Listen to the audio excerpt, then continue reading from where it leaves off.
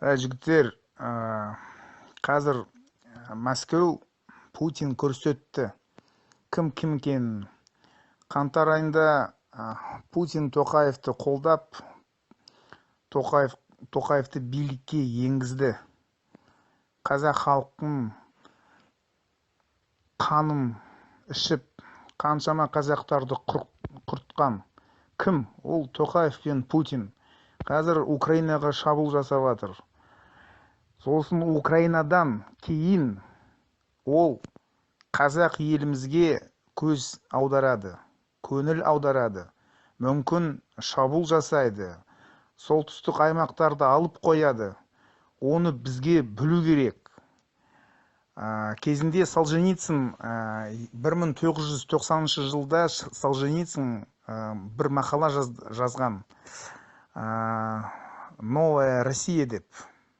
Сол жерде Украина, Беларусь, Ресей мен солтүстік Қазақстан аймақтары ол Ресейдің жерлері деп осындай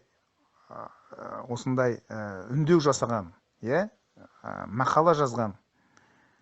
Біздің қазақтың зиялы адамдар сосын оған қарсы шықты, қарсы мақала жазған. Бірақ Путин Солженицынмен жақсы осы кезінде кездесіп жақсы қарым-қатынас болған. Соның идеологиясы Солженицын жазған мақалада ойлары осы солтүстік 5 аймақтарды Ресей империяға қосу. Содан соң мен 2019 жылда оны бәрін қарап, ойлап, сараптама жасап, осындай ойға келдім. Бізге Туран қозғалыс керек деп. Туран сыртқы саясатта түркі тұтас бауыр мемлекеттермен әскери саяси Туран одақты құру. Ресейге және Қытайға қарсы. Олар екі ұлы империя. Бізді екі жағынан қазір басып жатыр. Қытай экономика жағынан, Ресейде экономика жағынан және әскери күштермен. Байконур жалға берген Назарбаев, 7 әскери полигондарды берген Ресейге. Атом саласы бәрі Ресейдің қолында қазір. Түсті металлургия Ресейдің қолында. Мұнайымыз 90% мұнай Ресейдің жермен, Ресейдің трубопроводпен шетелге, батыс Европаға кетеді. Көрдіңіз бе? Содан соң мен осы 2019 жылдан бастап Туран идеяны қолдап жатырмын. Жариялап жатырмын, көпшілікке жариялап жүрмін. Кезінде мен Әблязовпен жүрдім. Әблязовқа көмек жасадым.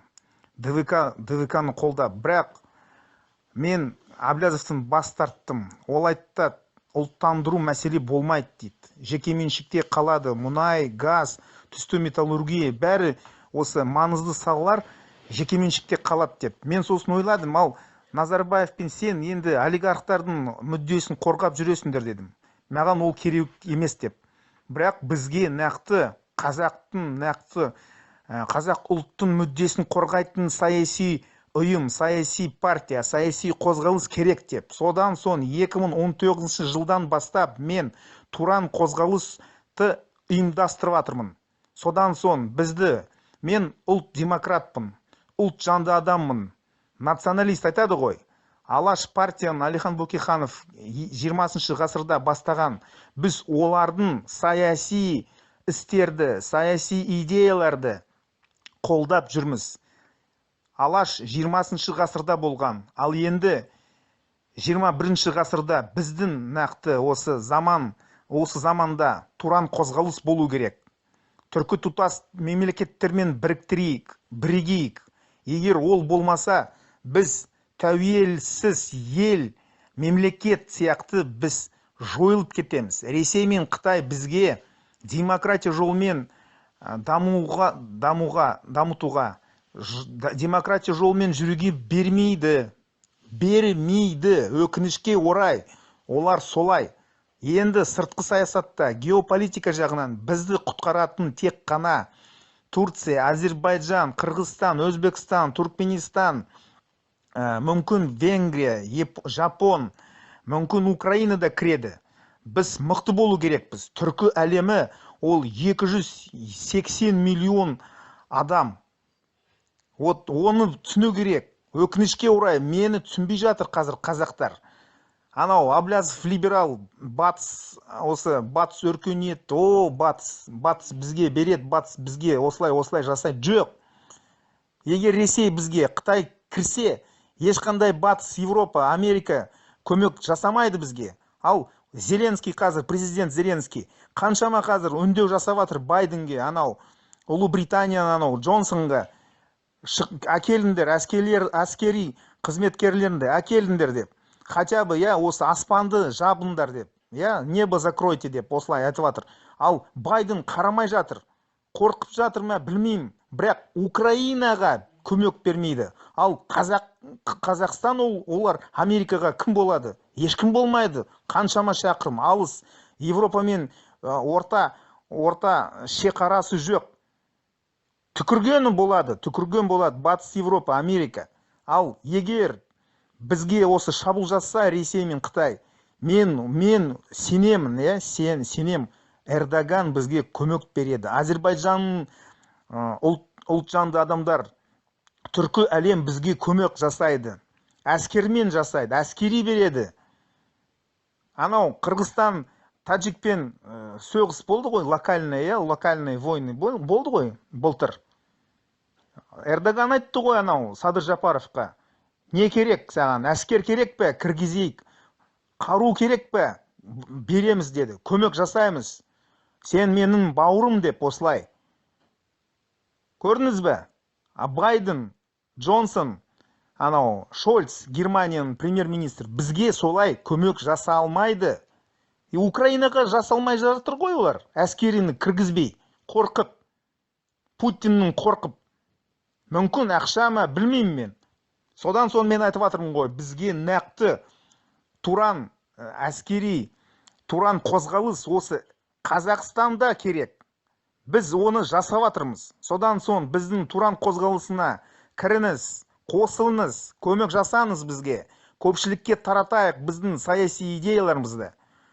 Менде нақты 4 жалпы саяси идеялар. Бірінші ол демократия жолымен, парламенттік демократиялық жолымен саяси жүйесін құру керек. Авторитарлық саяси жүйесін анау Тоқаевтың кетіру керек, шығару керек. Ол керек емес бізге.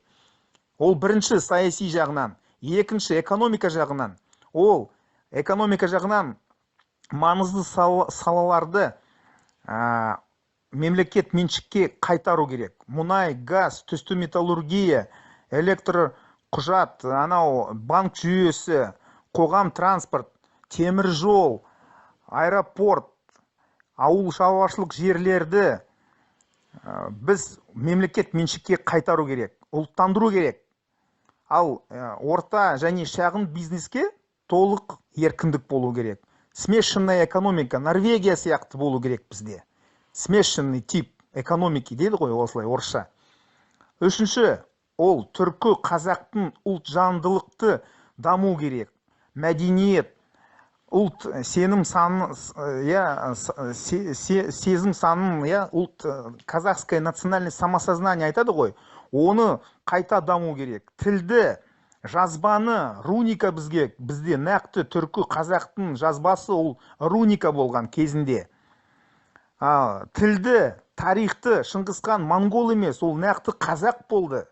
Түркі қият, ол біздің қазағымыз болған. Айелі бөрте, Қоңырат тайпасының өкілі. Керей, қият, Жалайыр, Қоңырат, осы нақты 4 тайпа болды. Мықты Шыңғысхан жеке гвардиясында.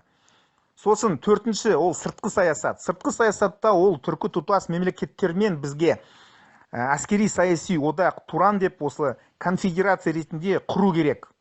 Егер ол біз жасамасақ, біз мемлекеттен, тәуелсіздіктен айырыламыз. Келешекте бәрібір Қытай мен Ресей екі ұлы империя, әлемде екі ұлы империя бізге тәуелсіз жолмен бермейді жүруге.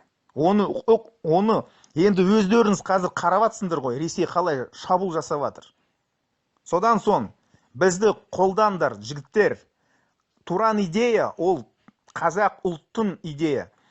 Осы түркі әлемінің негізі ол қазақ ұлт. Содан соң Туран ол түріктердің мүддесі емес. Басқа түркі халықтардың мүддесі емес. Ол нақты қазақ ұлттың мүддесі.